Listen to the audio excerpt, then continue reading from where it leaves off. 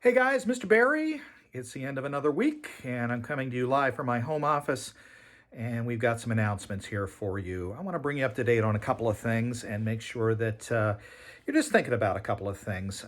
Chatted and traded a couple emails with some of you this week about keeping up with class versus not doing anything at all. And a couple of you said, "Mr. Barry, I've got to be. Why do I want to? Why do I want to keep working? Why do I want to keep up?" Let me give you one reason right now that I think is really important. It's not only what you do now, it's not only the grade that you earn right now, but it's how you're prepared for next year when things return to a somewhat normal situation.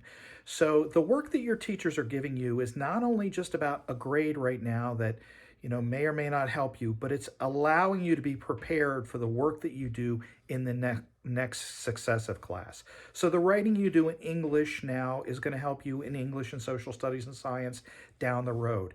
And the expectations are not as hard as they normally are. So I'm going to really ask you to think about that. Keep up with the work that your teachers are assigning you so that you don't get this COVID slide, it's being called, and you end up next September and feel like, oh my gosh, I'm so far behind. I wish I'd done, what they were asking me to do last May and June. Keep up with your work and do it because your pride means something as well. Show your teachers that you're going to stick with the program. I also want to talk to you about Google Meet this week. A lot of you jumped on board and your teachers started rolling out Google Meet, being able to talk with you live. Those of you that have already done that, isn't it refreshing to see your teachers? Isn't it great to see your classmates?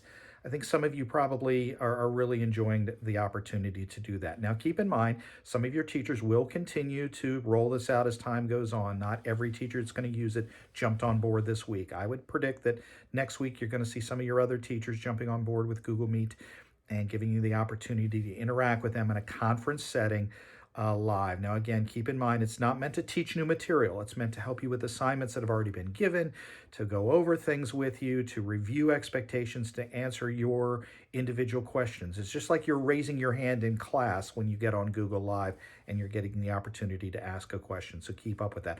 Over 600, almost 700 students have gotten their parent consent taken care of and are eligible to do Google Meet. So if you haven't already and you think you might want to, your parents have to give you that consent. It can't come from your Gmail student account. The consent form has to be signed on the Google form by your parents from their account. Keep that in mind. I'd also just remind you that there are some rules that you need to adhere to and just some general etiquette that you want to also abide by in these kind of settings. Give other people a chance if you're not the only person in the room, and just, kind of listening as much as you talk. All right, seniors, want to talk to you for just a little bit. Believe it or not, it is the midterm of the fourth term for seniors. So your midterm grades are going to be due on Monday. So if you have any missing grades, now is the time to get them in so that you're not showing as having missing grades when midterms are turned out. That is Monday, May the 4th. May the 4th be with you. Also, tonight, we got a very special thing lined up for senior athletes.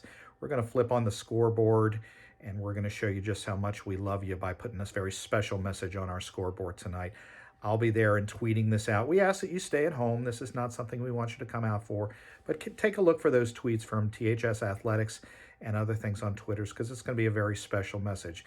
I really feel for the senior athletes out there that really aren't being given the opportunity to compete on the field, especially this spring. So we feel for you, and we got a very special message for you tonight at 8:20, which in military time is 2020. Haha, isn't that clever?